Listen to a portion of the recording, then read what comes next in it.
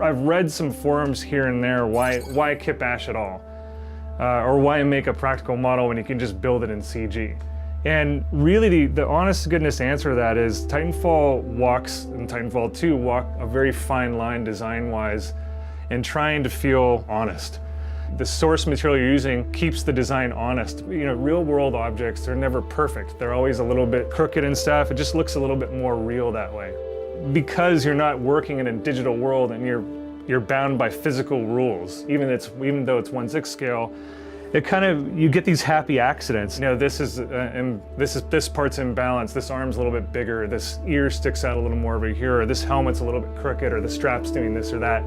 It just adds a little bit of realism to things. You know, if we go back to Titanfall 1, we were at a point in the process where we were trying to figure out what to do. So the artists were doing a lot of 2D concepts and, you know, traditional concepting and stuff, and so it seemed like you could get a lot more done a lot faster if we kind of went with an old kit bash style. So if you're familiar with Titanfall, this was the very first maquette that we did.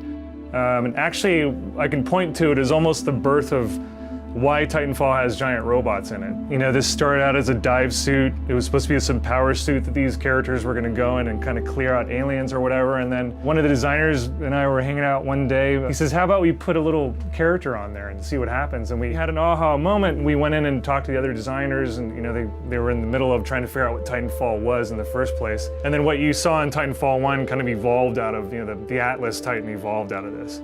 So what you're about to see is a time lapse that I did of this maquette right here, which is a lightweight pilot from the game, and pretty much this character is everything. It's vacuum forming with a little vacuum form machine. It's 3D printing. It's kit bash. It's wire work with it's tons of dremeling. And I don't know if it's in the time lapse, but there might be a frame in there of me actually stabbing my finger pretty good and then learning how to use glue as a band-aid. So enjoy.